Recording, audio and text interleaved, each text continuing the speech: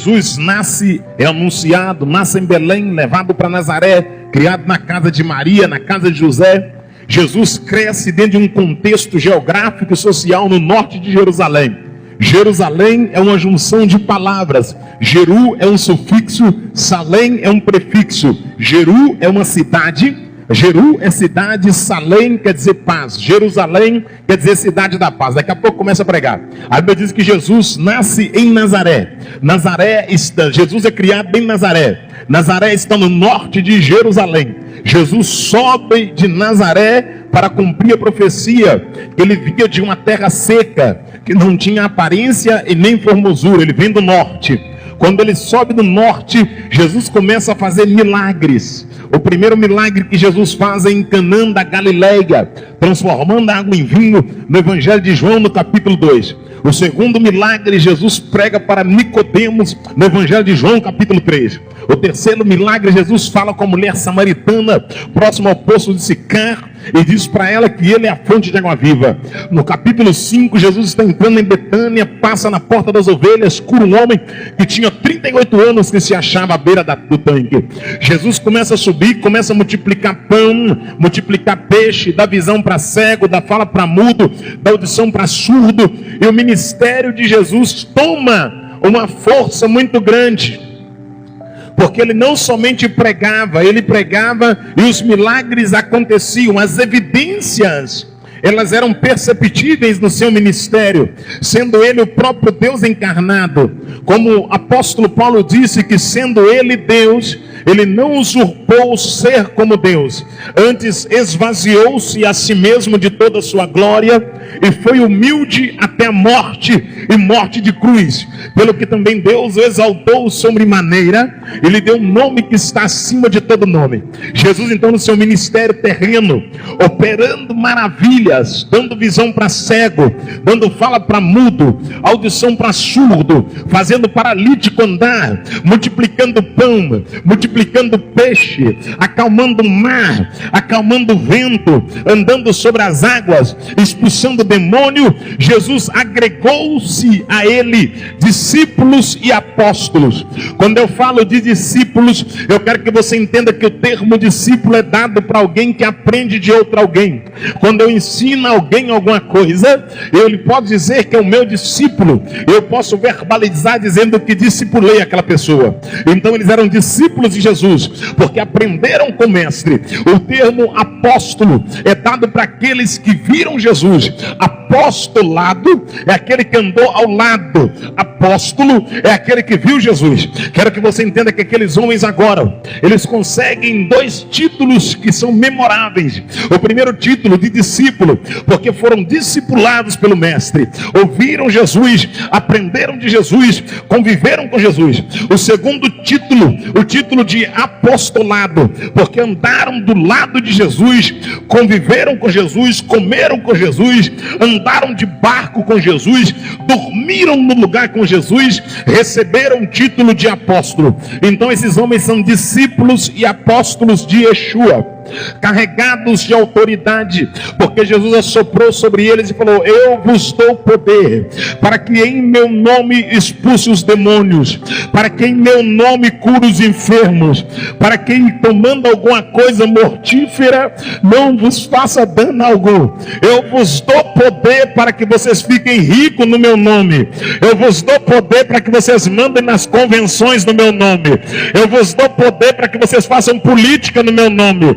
Eu vos dou poder para que vocês façam fama no meu nome. Não, eu vos dou poder para que vocês expulsem os demônios, para que vocês curem os enfermos. Eu não vos dou poder para ensoberbecer, para que vocês achem que são melhores que os outros, mas eu vos dou poder para que vocês curem os enfermos. Eu não vos dou poder para que vocês se tornem estrelas. Eu vos dou poder para que vocês sirvam a igreja. Eu não vos dou poder para que vocês conquistem status, fama, mídia. Eu vos dou poder para que o meu nome seja glorificado por intermédio da vida de vocês. Quero que vocês entendam algo aqui. Rapidamente na noite de hoje, eu quero que você entenda que Jesus delegou poder para aqueles discípulos e apóstolos. Quando se fala de apóstolo, é algo que dá um nó na minha cabeça, porque Paulo é considerado apóstolo porque ele viu Jesus caminho de Damasco. Paulo disse: se eu não sou apóstolo para outro, para vós outros sou, ó Corinto, ó glória, não vi eu o Senhor no caminho de Damasco. Então eu entendo que apóstolo é quem viu Jesus, apóstolo é quem conviveu com Jesus. Só que o pessoal não tá mais contentando em ser pastor.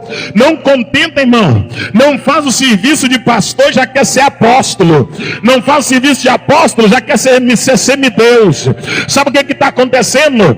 Essa geração briga por uma nomenclatura, mas não briga para defender a cruz do Calvário. Essa geração briga para ser conhecida, mas não briga para fazer o evangelho conhecido. Essa geração, ela se retalha, ela se alfineta, eu vou pregar, ela se tumultua, ela se persegue. Eu sei que esse negócio vai espalhar, irmão. Eu sei que tudo que eu falo, alguém conta, alguém espalha, alguém publica. Mas goste você ou não, a igreja não é tua, você não é dono dela. O dono da igreja se chama Jesus de Nazaré. Goste você ou não, o bispo, o apóstolo, o reverendo, Deus se quer de joelho de madrugada.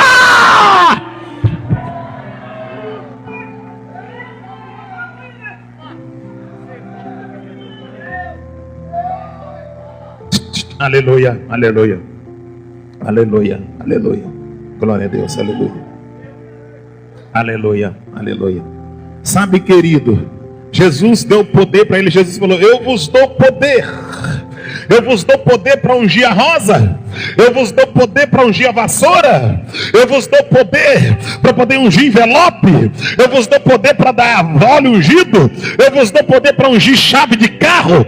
Eu vos dou poder para ungir casa. Eu vos dou poder para ungir carteira de habilitação. Não, eu vos dou poder para que cure os enfermos, para que expulse os demônios. Eu vos dou poder para poder tirar oferta, para poder levantar oferta de carro, casa, fazenda, moto. Não, eu vos dou poder para pregar o evangelho, para curar os enfermos. Eu vos dou poder para pisar em serpente e escorpião. Vem comigo, por favor. Abaracéria, Deribaravácia, Laravassúria.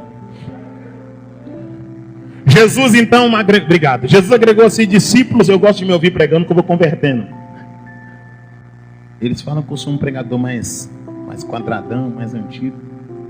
Mas eu quero ser antigo e subir para os céus.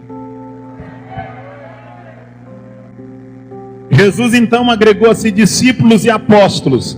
Discípulos porque aprenderam com o mestre. Tem gente querendo ensinar sem primeiro aprender.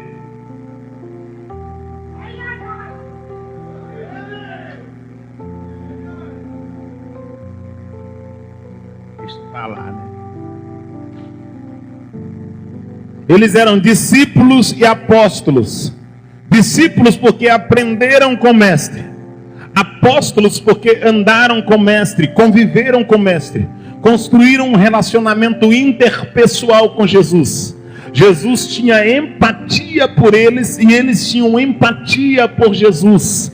Jesus se identificou com eles e eles aceitaram a doutrina de Jesus. Tanto que aceitaram a doutrina de Jesus, que eles falavam como Jesus, eles vestiam como Jesus, eles andavam como Jesus. Quando Jesus estava no Getsêmani orando, e quando foi ser preso por indicação de Judas, o tesoureiro, Jesus estava naquela última oração. Quando os soldados romanos chegaram para manietar o mestre, eles não conseguiram reconhecer quem era Jesus, porque os discípulos vestiam igual mestre, os discípulos falavam igual mestre, porque geralmente é assim: você fala igual quem te influencia, você veste igual quem te influencia. Se a piriguete te influencia, você veste igual ela, oh glória. Se a fanqueira te influencia, você veste igual ela. Se a mulher do mundo te influencia, você anda igual novela. Se quem te influencia é o jogador de futebol, você anda igual ele. Se quem te influencia é o pagodeiro, você anda igual ele. Mas se quem te influencia é a Bíblia, você anda igual a Bíblia, oh glória. Se quem te influencia é a palavra, você veste igual a palavra, você fala igual a palavra, oh glória. Sabe por que tem crente tatuando? Porque quem manda na vida dele é o mundo, porque o mundo influencia, porque o mundo molda o caráter dele. Você já viu como é que a gente é mundano? Você já viu como é que essa geração é fraca? Essa geração é bibelô de igreja, é uma geração minada, é uma geração apática, anêmica. Se eu pregar tudo que Deus manda, essas cadeiras ficam vazias.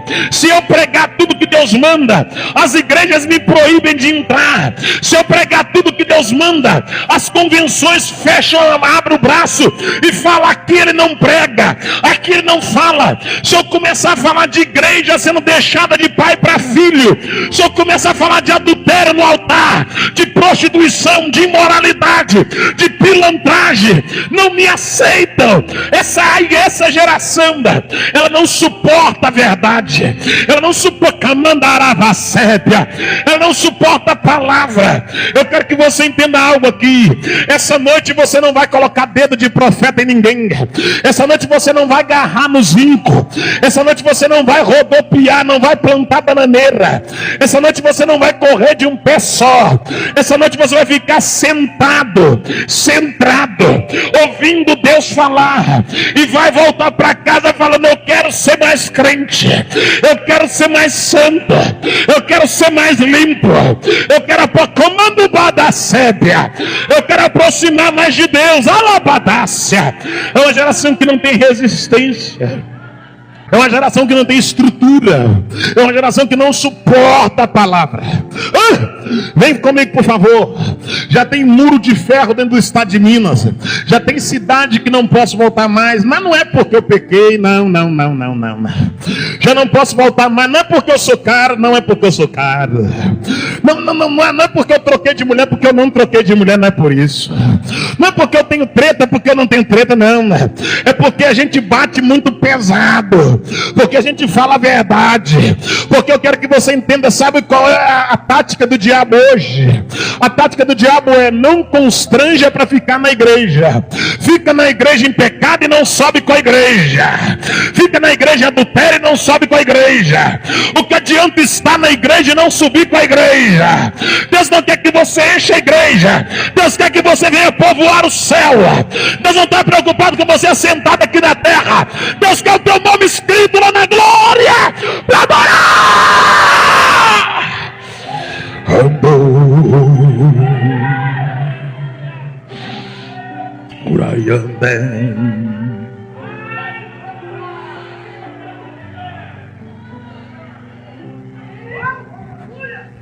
Eles eram discípulos e apóstolos de Jesus.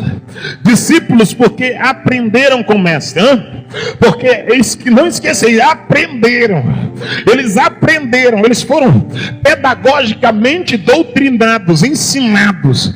Eles ouviram no pé do ouvido para depois falar. Eles aprenderam para depois ensinar. Primeiro, discípulos, porque aprenderam com o mestre. Segundo, apóstolo, porque eles eram testemunhas oculares de que Jesus é Deus, andaram com ele, viram os milagres de Jesus. Esses homens que se tornaram discípulos e apóstolos de Jesus Cristo, que receberam poder de Yeshua, quando ele assoprou sobre eles receberam poder para poder pregar o evangelho, receberam poder para poder anunciar o reino, para colocar em liberdade os cativos. Certa feita os discípulos voltaram gavando, porque os demônios sujeitavam a eles. Quem lembra disso? Eles voltaram gavando e chegaram para Jesus e falaram assim: os demônios sujeitam a nós. Jesus falou assim: alegrai antes por ter o vosso nome escrito no livro da vida. Sabe o que Jesus está falando? Para de gavar o que você está fazendo na obra e cuida da sua salvação, oh glória. Para de gavar o que você está fazendo e cuida para você não perder gente. Por que dá essa bobeirada? Por que dá essa palhaçada? Estou aqui no monte orando por você. Estou em jejum por tua vida. Estou aqui buscando por você. Estou aqui consagrando por você. Irmão, por que essa palhaçada? Estou aqui no aeroporto tal. Estou aqui tomando um açaí com um missionário tal. Vai ler a Bíblia, vai orar, vai buscar Deus. Para de fazer turismo com o dinheiro da obra. Para de desfilar na América com o dinheiro da igreja. Para de ostentar com o dinheiro da Bíblia. Deus é santo. A casa vai cair. Deus vai passar a igreja limpo. Vai vir o juízo sobre a igreja. Então eles eram discípulos e apóstolos. Discípulos porque andaram com Jesus. Apóstolos, ou apóstolo porque andaram com Jesus. Discípulos porque aprenderam com Jesus. Jesus sopra sobre eles e dá autoridade para que eles expulsem os demônios, para que eles curem os enfermos. Jesus envia, eles são a igreja, a primeira igreja. Quando Jesus é perseguido, é preso, manietado, quando ele passa pela via dolorosa, oh glória, você ainda lembra da via dolorosa? Você ainda sente alguma coisa quando fala da via dolorosa? Você consegue imaginar Jesus com a cruz pesada, chicote batendo nas costas, o rosto ferido, a face ferida, manquejando pelas ruas de Jerusalém, o sangue pingando, uma madeira, uma cruz pesada nas costas, cambaleando, indo sentido Gólgota. Quando Jesus está na via dolorosa, os seus discípulos vão dispersar, eles vão espalhar. Entre os discípulos que espalham, cumprem uma profecia que Jesus liberou sobre Pedro. Pedro nega o Senhor 3 vezes, segundo que o próprio Jesus havia dito que Pedro negaria. A Bíblia diz que Jesus agora é morto, é crucificado, é morto, é sepultado num sepulcro virgem, dado por José de Arimateia. José de Arimateia era um bom político da época. No 3º dia, as Marias vão até o túmulo para poder ungir o corpo com um unguento. E quando elas estão indo até o túmulo, elas falam: quem há de nos remover a pedra? Porque a pedra é muito grande. Mas quando elas chegam, a Bíblia diz assim: a pedra já estava removida, oh glória, e o anjo estava sentado sobre a pedra, oh glória. E elas dizem: jardineiro, levaste o corpo de Jesus. E quando elas estavam lamentando com o anjo, Jesus verbaliza e diz: mulher, porque buscai entre os mortos aquele que vive? Eu já ressuscitei, como diz as escrituras. Volta e anuncia. Ela sai correndo, entrando na cidade, dizendo que Jesus está ressuscitado. A Bíblia diz que Jesus agora 3 dias leva para voltar no corpo físico na terra de Jerusalém. Passados 3 dias, Jesus aparece uma vez mais, passa pela parede para testificar para Tomé. A mão furada, o lado aberto, a cabeça marcada, o corpo marcado pelo chicote. Tomé e os discípulos estão dentro da sinagoga reunidos, possuídos de tristeza, porque o mestre havia sido preso e executado. 2 discípulos caminho de Emaús, um chamado Cleópatra, já tinha tido a experiência de ver Jesus caminho de Emaús. Jesus aparece para os 2 discípulos caminho de Emaús primeiro e diz para ele: de que tratais pelo caminho? E eles falaram: porventura és tu peregrino em Jerusalém? Porventura tu não sabe a respeito de Jesus de Nazaré, varão valoroso, poderoso em obra? Nós achávamos que ele ia redimir Jerusalém, mas já faz 3 dias que ele morreu. Alguém diz que ele ressuscitou, mas nós nada vimos. Jesus olha e diz: ó nércios e pardos de coração, para compreender o que diz a Escritura acerca do Filho de Deus.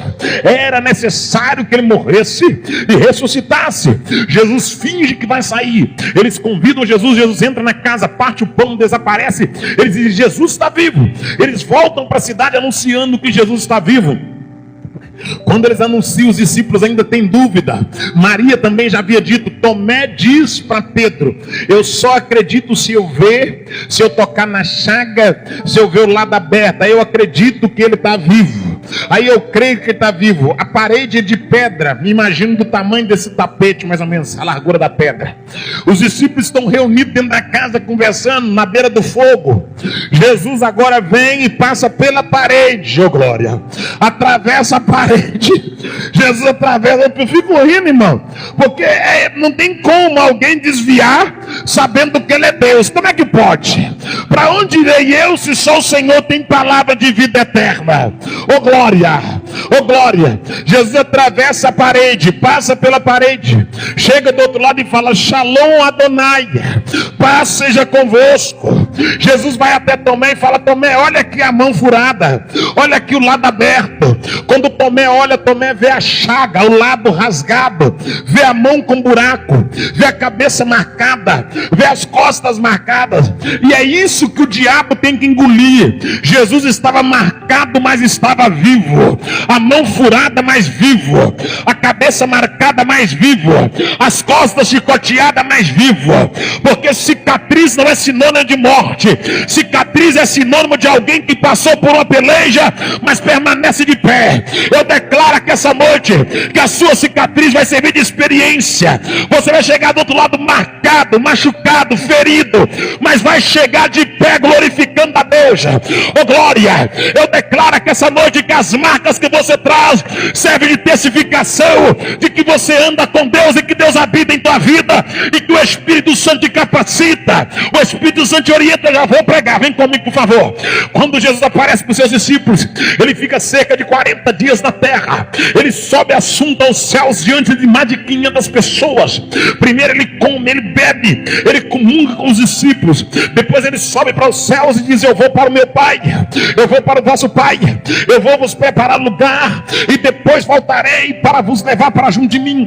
Mas antes dele subir, no capítulo de número 24 do Evangelho de Mateus, Jesus está saindo do templo e os discípulos encabulados com a estrutura do templo, encabulados com a beleza do templo, porque o que mais tem é gente adorando o templo aqui no Brasil. O que mais tem é gente adorando adorando obra arquitetônica no Brasil. O que mais tem é gente adorando estrutura arquitetônica no Brasil. É grande templo, oh glória, é templo dos anjos, é templo de Salomão, esquecendo de ajudar a viúva, esquecendo de ajudar o órfão, esquecendo de pregar o evangelho nos velados, esquecendo de anunciar que Deus é grande. Irmão, nada contra você ter uma estrutura grande para grandes eventos, mas a prioridade da igreja não é enriquecer na terra. A prioridade da igreja é enriquecer o céu com a alma. A prioridade da igreja não é conquistar a terra. A prioridade da igreja é anunciar a terra que já foi conquistada. A prioridade da igreja não é comprar carro. A prioridade da igreja é anunciar o evangelho, a palavra, a verdade. A prioridade da igreja não é enriquecer ninguém. A prioridade da igreja é libertar quem está em pecado. Evangelho não é fonte de renda. Evangelho não foi feito para enriquecer homem e mulher. Evangelho foi feito para anunciar que há salvação, que a vida após a morte vai doer em alguém. Vai doer em alguém, e se estiver doendo você vai glorificando, mas por favor glorifique sabendo que o Pai ainda fala, que o Pai ainda é o dono da igreja. Essa briga para ver quem tem o templo maior, essa briga para ver quem tem a convenção maior, essa briga para poder ser tesoureiro, essa briga para ser presidente de campo, essa briga para ser ministro, essa briga para ser bispo, bispa, apóstolo, apóstola, pastor, pastora, essa briga para galgar posição. Eu quero que você entenda algo aqui essa noite. Certa feita os discípulos falaram: quem é o maior aqui, Senhor? Quem é o maior dentre nós? Quem é o maior? Oh glória, porque esse negócio de querer ser o maior não é de agora não. Esse negócio de querer ser o maior é de muito tempo. Esse espírito de querer ser grande não chegou agora não, é desde a época do mundo espiritual. Porque o que fez Lucifer pecar contra Deus foi uma mania de grandeza. O que fez Nabucodonosor comer capim foi a mania de grandeza. O que fez Herodes ser comido por bicho foi a mania de grandeza. Só que essa noite aqui nesse congresso eu quero declarar que quem é grande é Deus, quem é poderoso é Deus, quem é digno de glória é Deus, quem é exaltado é Deus, quem é glorificado é Deus. A primazia pertence a Deus, a glória pertence a Deus, o louvor pertence a Deus, Barra de São Francisco pertence a Deus. Essa noite eu declaro que os demônios dos cantos, dos guetos, dos becos, o demônio da idolatria, da imoralidade, da magia negra, da macumbaria, toda obra contrária não prevalecerá. Essa noite eu declaro que a mão de Deus estende sobre essa cidade, sobre esse distrito e município. Essa noite eu declaro que existe uma autoridade grande chamada Deus olhando para a terra, porque a igreja está concentrada